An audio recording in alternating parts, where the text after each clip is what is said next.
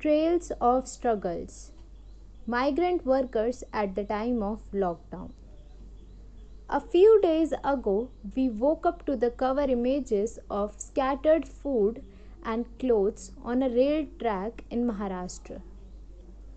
The ongoing pandemic was trying to display the distress of 20 migrant workers escaping the grey skies of cities. Could the country opening its gate for the limited train services from today be a feather touch to the migrants and the rest stranded?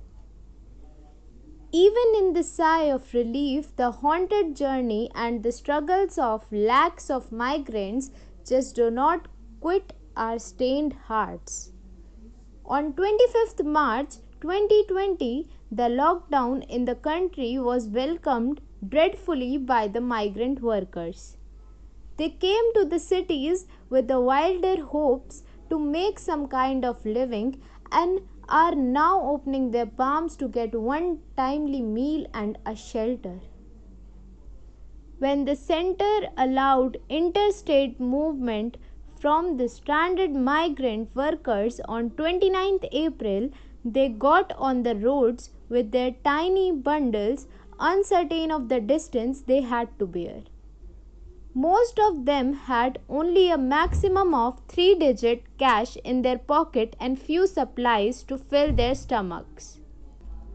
Since the lockdown, the work sites were closed and so were the contracts. These civilians on their way back home were hit emotionally when asked about the paths they covered. The trucks passing through the highways becoming a blessing for few, but most of the drivers charged more than 400 rupees. This left them with no more money and no more hopes. For these workers, it's not the virus that is laying them on death beds, but the summer sunstrokes, trucks out of control, unexpected trains, and the hopeless life leading to suicide. The media of our country are yet another ill-natured creation we come across.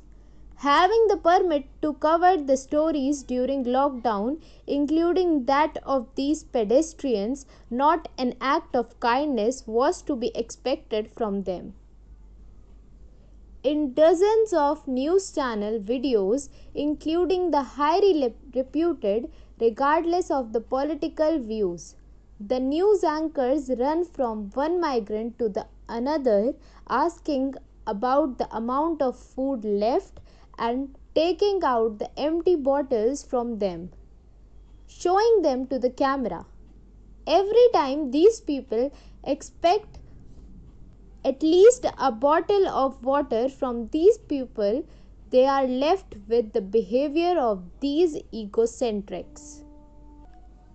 The conscience of these workers and all the Indian well-wishers were stabbed with the unforeseen events when they reached back home. Confounded by dread, they were met with tear gases and lathi charge.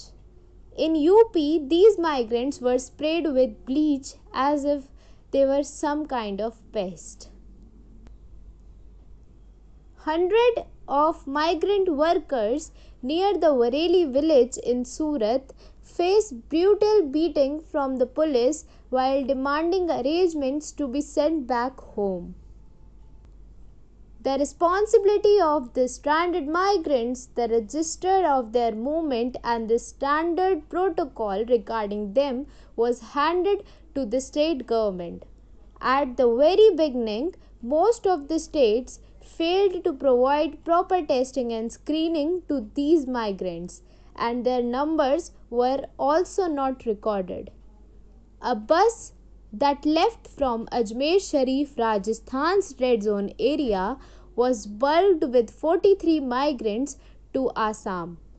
The Assam government condemned Rajasthan for not observing the physical distancing norms when 5 among them tested positive. Again, the states were playing a wild card game in picking the expenses of these workers. West Bengal Chief Minister Mamata Banerjee declared that they would meet the urge to bring back the standard on April 23rd, but indeed turned out to open its border gates much later due to high fatality rates. The buses from Jharkhand returned when West Bengal claimed to have no facilities to receive and quarantine the migrants. The declaration that 85% of the travel expenses will be the central government's burden was much of a fairy tale that never deemed to happen. The Delhi government bore the expenses of the migrants who were returning to Bihar in the Shramik Express. Bihar made clear that the compensation for these workers will be provided in quarantine centers when Delhi asked for reimbursement. A large expense of the migrants stuck in Maharashtra was handled by the Congress party.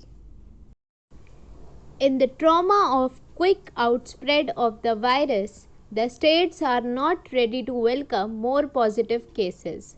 The states are waving a black flag when it comes to the migrants stuck in Maharashtra, the Indian epicenter of COVID-19, with the hospitals of each state overflowing with the patients every day.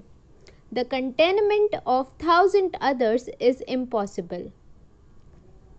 Also, the number of institutional quarantine centers is so low that those who returned home are feebly kept in home quarantine, risking others in contact.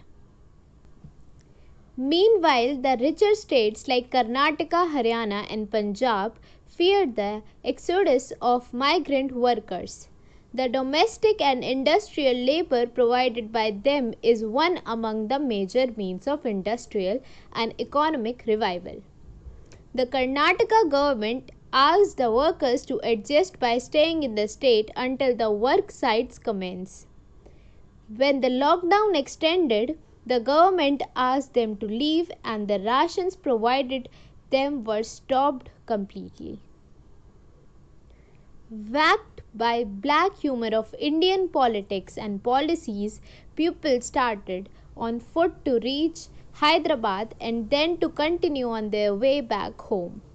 1 lakh of migrants registered when the government arranged trains to send them back. The huge number of registered migrants startled the government. The worries regarding the economy blacked out the ambit of hopes of the registered migrants when the government cancelled the trains. The latter defended the questioning and the critical pioneer the opposition's inquiry by claiming that the home states did not have adequate measurements to keep them and hence they rejected to send the trains.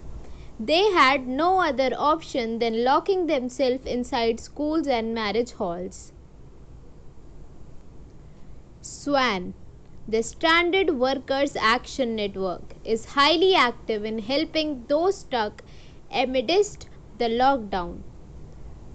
As per the data, the most number of SOS calls they receive daily are from migrant workers. SWAN collect the data of these people and they provide food rations to those in extreme difficulties. The migrant workers should have been sent back long before the enforced lockdown. Poorly administrated government bodies and the inadequate facilities given to the daily wagers migrated to other cities are the main cause of the problem faced by them.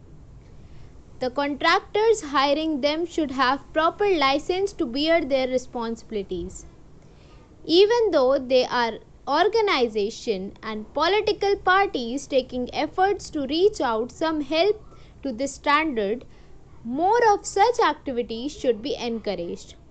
Kerala has set an example by providing ration cards to the migrant workers to survive their daily needs. Labor law should be amended to ensure better protection to them. This time, these horrendous strings of days led us to witness and experience the harsh yet realistic side of our lives and our surrounding. Today or tomorrow, we may have become the prey. So there is no time to waste but to think and act wisely and carefully and to be generous to the affected. Mistakes should be restudied and then let's recompose the human being in us to sow the light in the lives of the deprived.